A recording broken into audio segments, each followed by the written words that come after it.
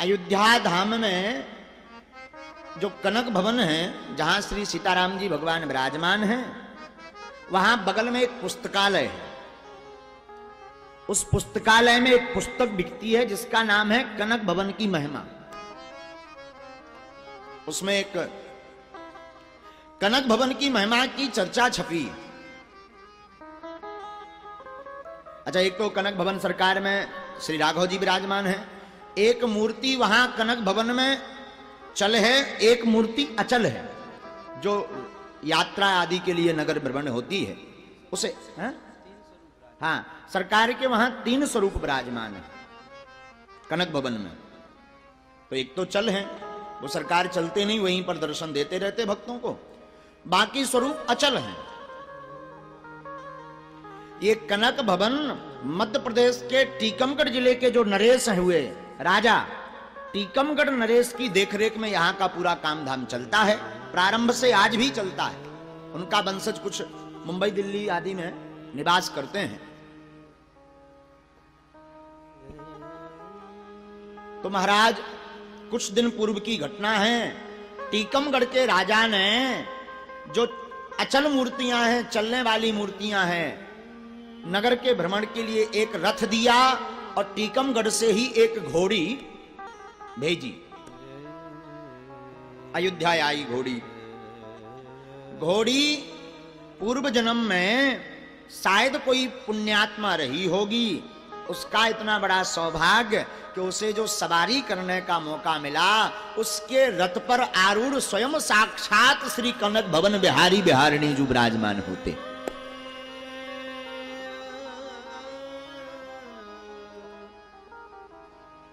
वो इतनी धर्मात्मा श्री ठाकुर जी कनक बिहारी की देहरी में रोज प्रणाम करती, सिर झुका लेती। और कोई महात्मा उसके सामने से निकले तो वो घोड़ी इतनी धर्मात्मा के अपना सिर झुका लेती। ये सत्य घटना है, अभी कुछ दिन पहले की, ध्यान से सुनना। वो सिर झुका ले। आरती सुबह शाम होवे तो वो आंसू बहाने लगे, प्रेम पूर्वक रहे। एकादशी आए तो व्रत करे, चारा रखें, घास रखें, दाना रखें तो वो खाए ना, सिर्फ सरयू जी का नीर पी करके रहे। संतों ने उसका इतना भाव प्यारा देखकर उसका नाम श्यामाजू रख दिया। क्या? श्यामाजू। श्यामा जी रहने लगी। कई दिन बीत गए। धीरे धीरे श्यामा जी का बुढ़ापा आ गया, वृद्धपन आया, जवानी गई। पूरे जीवन भर राघव सरकार की सेवा की उसने। राघव जी को अपने रथ पर बैठार करके नगर भ्रमण करवाया। बुढ़ापा आया तो मंदिर के मैनेजर ने, कनक बिहारी बिहारिणी जी के मंदिर का जो काम धाम देख रहे थे मैनेजर, उन्होंने विचार किया ये तो बूढ़ी हो गई, दूसरी घोड़ी की आवश्यकता है। एक काम करते हैं, इसको हम वापस टीकमगढ़ भेज देते हैं, वहां से दूसरी घोड़ी को ले आते हैं। पहले तार पत्र का जमाना था। पत्र के माध्यम से सूचना राजा के पास भेजी तो राजा ने वहां से खबर भेजी कि रेल पर डिब्बा बुक करवा करके उसको भेज दिया जाए ट्रस्ट के खर्चा से। मैनेजर ने बिना विचार किए स्टेशन मास्टर के पास, अयोध्या वाले जो फैजाबाद था पहले, उस स्टेशन मास्टर के पास गए। पूरा बाकिया बताया। एक घोड़ी है, वृद्ध हो गई, उसका नाम श्यामा जी है, और हम यहां से झांसी रेलवे स्टेशन तक उसे, जो उत्तर प्रदेश में ही है, हम वहां तक भेजना चाहते। वहां से राजा अपनी व्यवस्था करके उसको टीकमगढ़ बुला लेंगे। बुंदेलखंड का ही एक जिला है टीकमगढ़, राजा बुला लेंगे। स्टेशन मास्टर तैयार हो गया, घोड़ी का डिब्बा बुक हो गया, रसीद कट गई, पैसा जमा हो गया। मैनेजर ने आकर के सबको बताया कि भाई परसों के दिन ट्रेन है, रात को जो ट्रेन है डब्बा दिन में लग जाएगा, वो डब्बे में श्यामा जी को बैठा देना है, रात को ट्रेन जो झांसी हुए जाती है वो डब्बा लेकर के चली जाएगी और घोड़ी पहुंच जाएगी। अनायास 3 दिन पहले ही श्यामा जी को पता लग गया कि अब हम जाने वाले हैं। पता लगा तो श्यामा जी की आंखों से अविरल आंसुओं की धारा बहने लगी, रोने लगी, दाना पानी चरना बंद कर दिया कि अब हम राघव सरकार से, कनक भवन सरकार से बिछुड़ रहे हैं, दूर जा रहे हैं। आंखों से बहती थी केवल आंसुओं की धारा, आंखों से बहती थी केवल आंसुओं की धारा। 3 दिन से पहले त्यागा दाना पानी चारा, 3 दिन पहले से ही सब श्यामा जी ने त्याग दिया।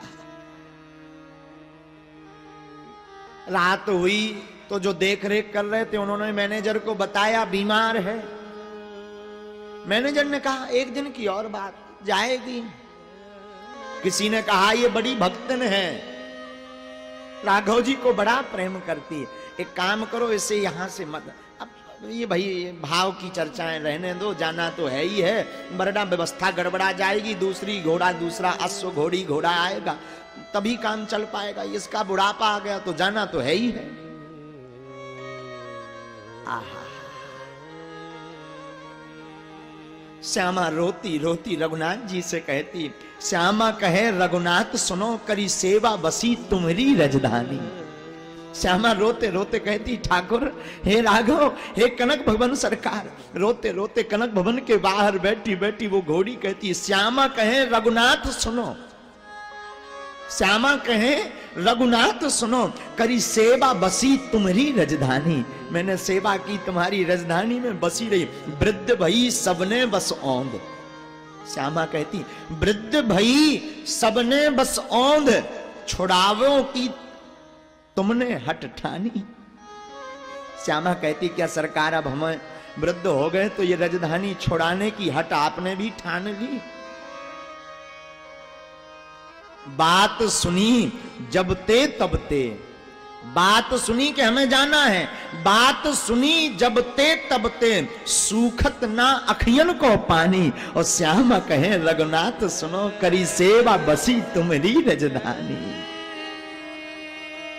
श्यामा कहती, जब से हमने सुना कि हमें जाना है तब से बात सुनी जब ते तब ते, सूखत ना अखियन को पानी। धाम में देह राजेश छूटे, धाम में देह राजेश छूटे, करुणा करके करुणा करना सारंग मति पानी। श्यामा कहती, सरकार ये तन छूटे, देह छूटे तो धाम में छूटे, अवध धाम में छूटे, कहीं दूसरी जगह ना छूटे। और रोने लगी। शायद भगवान को कुछ और मंजूर था। रात गुजर गई, 2 दिन से कुछ खाया नहीं, कमजोर हो गई, पेट सूख गया, चिपक गया। पानी रखें तो पिए ना, अन्न रखें तो खाए ना, एकदम रोए जाए। दिन में कनक भवन की आरती हुई तो हाथ बैठी बैठी सिर नीचे किया घोड़ी ने, श्यामा जू ने, और सिर नीचे करके बोली, नाथ धाम से जुड़ा जो नाता वह न कभी छूटे। श्यामा कहती, नाथ धाम से जुड़ा जो नाता वह न कभी छूटे, एक लालसा यही दया में देह अवध में छूटे। बस यही लालसा है कि ये देह छूटे तो अवध में छूटे। कौन सुनने वाला? लेकिन धीरे धीरे 2 दिन गुजर गए। 2 दिन गुजरे, तीसरा दिन आ गया जिस दिन जाना था। मैनेजर ने कहा कि आज ट्रेन है और इसे ले जाओ। अवध के कर्मचारी, कनक भवन के कर्मचारी ने श्यामा जू के गले में रस्सा डाला, नाथ को पकड़ा। श्यामा बैठी थी बेचारी, रो रही थी। शायद भगवान कुछ लीला कर दे, हमें जाने ना पाए, यही हम पड़े रहेंगे। अवध की गलियन में पड़ी रहूं, दिन रे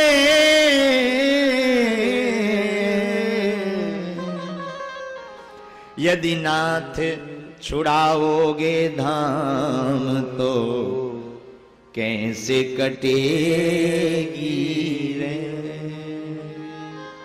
नाथ धाम छुड़ाओगे तो दिन और रात कैसे कटेगी। दिन और रात यही अवध में मेरे गुजरे, श्यामा जू जाए ना।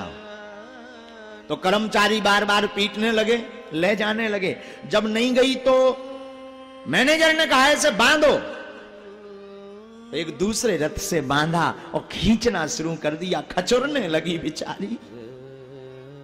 खचुरे पीछे से कोई मारे, जा श्यामा जू जावे ना।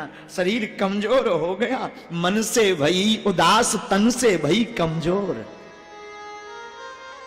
श्यामा जी मन से भई उदास, तन से भई कमजोर। आंसुआ भर भर देखती कनक भवन की ओर।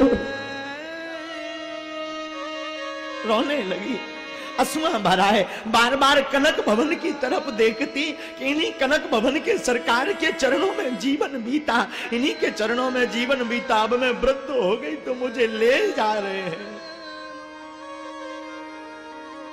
श्यामा जी सरकार कहते हैं मन से भई उदास, तन से भई कमजोर। बार बार आंसुआ भर भर देखती कनक भवन की ओर। बार बार मुड़ करके श्यामा जू कनक भवन की तरफ देखती, रोती। बांध के ले गए। रेलवे स्टेशन पहुंचे। अच्छा महापुरुष बड़ी अच्छी, लोग देखे तो बड़े अचंभित हो गए। बड़े बड़े साधु देख करके रोए, पर राजसी काम था, कोई कुछ बोले ना। साधु कहते भाई बताओ कैसी भक्तनी है, कितनी प्यारी भक्तनी है, वाह क्या अद्भुत भाव है इसका सरकार के प्रति। और रामायण में ठीक लिखा, जासु वियोग बिकल पशुए से पूजा मत पितु जीवई के प्रजा तो पितु जीवई के। जिसके वियोग में पशुओं का ये हाल है, जब राघव सरकार के परम भक्त होंगे तो उनका क्या हाल नहीं होगा सरकार के दीदार के लिए। रोती गई श्यामा। रेलवे स्टेशन पहुंच गई। पहुंची तो डब्बा लगा हुआ था प्लेटफॉर्म के पास में 2 नंबर पर। डब्बे में भर दिया, कुछ चारा धर दिया, डब्बा को बंद कर दिया। शरीर कमजोर हो गया। श्यामा तो रोए जा रही। वो तो कहती नाथ धाम से जुड़ा जो नाता वह न कभी न छूटे। एक लालसा यही दयामय देह धाम में छूटे। पर विधि को तो कुछ और मंजूर था। शायद राघव जी की लीला होगी तो दिन भर डब्बे में बैठी रही बेचारी, लेटी रही। डब्बे में बैठी बैठी लेटी रो रही। मुर्दा के जैसी स्थिति हो गई श्यामा जी की। मुर्दे के समान शांत पड़ी, उससे पर देह न छोड़ी गया। मुर्दे के समान शांत पड़ी, उससे पर देह न छोड़ा गया। तन तो मजबूर राजेश रहा, तन तो मजबूर राजेश रहा। मन को नहीं भाव से जोड़ा गया। पशु श्यामा की प्रीत से जो था जुड़ा, पशु श्यामा की प्रीत से जो था जुड़ा, प्रभु से वह तार न जोड़ा गया। और करुणा निधि ने करुणा ऐसी करी, करुणा निधि ने करुणा ऐसी करी, नहीं डिब्बा ही रेल से जोड़ा गया।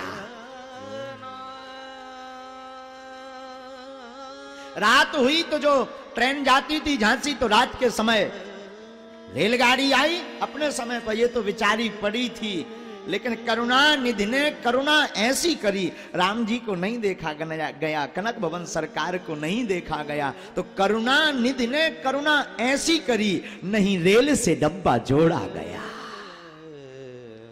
जो रेलगाड़ी में डब्बा जोड़ना था वो भूल गए अधिकारी और रेल चली गई। ट्रेन चली, सुबह हुई तो स्टेशन मास्टर ने देखा अरे ये डब्बा, तो चौंक गए, डब्बा तो यहीं धरा रह गया। रेल कर्मचारियों को खूब डांटा स्टेशन मास्टर ने, खोलो। और जब डब्बा खोला तो रेलगाड़ी का डब्बा खोलते ही देखा कि श्यामा मरी पड़ी है। मर गई श्यामा, देह लेकिन अवध में छूटी, देह लेकिन अवध में छूटी। करुणा निधि ने कृपा तो कर दी, श्यामा मर गई। रेल अधिकारियों को खूब डांटा स्टेशन मास्टर ने। मंदिर के मैनेजर से संपर्क किया, हाथ जोड़ करके मंदिर के स्टेशन मास्टर ने मैनेजर से कहा क्षमा करें भूल हमी से किसको दोष लगाएं, क्षमा करें भूल हुई हमी से किसको दोष लगाएं, श्यामा मरी पड़ी डिब्बे में चाहे तो ले जाएं। क्षमा करें भूल हो गई, डब्बा नहीं लगा पाए, लेकिन जो जानी थी वो मर गई। स्टेशन मास्टर को पता लगा तो समझ गए इसका मन अवध में लगा था तो यहीं छूटा देह। तो बड़े बड़े महात्मा अवध के स्टेशन मास्टर कनक भवन के सब कर्मचारी लेने गए कि अब मर ही गई तो दाह संस्कार किया जाए। बड़ी भाव के साथ इसको अवध में ही पूर्ण इसका शरीर हुआ तो शरीर को जलाया भी जाए। विधि योक्त सत्य घटना सुना रहे, कान खोलकर सुनना। टांग करके उस जमाने में चलता होगा रथ घोड़ा, बग्गी चलती थी तो बग्गी पर टांग करके उसे लाया गया। कनक भवन का एक जमींदार था जिसका नाम था गुरुदीन। जमादार का काम था वहां की साफ सफाई करना, कनक भवन का अधिकारी था। वो श्यामाजू से बड़ी प्रीति करता था, रोज कनक भवन के ठाकुर जी का प्रसाद वो श्यामा जी को पवाता था। अब घोड़ी तो अंदर जा नहीं सकती, तो जो राम जी का प्रसाद लगता था वो गुरुदीन नाम का जमादार रोज प्रसाद श्यामा जी को पवाता था। उसकी बड़ी प्रीत थी। उसने श्यामाजू को मरा देखा तो समझ गया ये अवध धाम के वियोग में इसने प्राण त्यागे। तो कान के पास पहुंचा वो जमादार और कान के पास श्रवण के पास जाकर के कहा श्यामा के श्रवण परे जमादार के बैन। श्यामा जी के कान के पास पहुंचा जमादार और श्यामा जी से बोला श्यामा जी उठ बैठिए, अब क्यों पड़ी उदास, और राम कृपा से आपको फिर से मिल गया अवध में वास। राम जी की कृपा हो गई, अब अवध में वास मिल गया, उठ बैठो। और जैसे ही श्यामा के श्रवणन परे जमादार के बैन, और राम जी की कृपा देखिए क्या अद्भुत कृपा, सत्य घटना है साहब। श्यामा के श्रवणन परे जमादार के बैन, और फिर से जीवत हो गई खोल दिए दो नैन।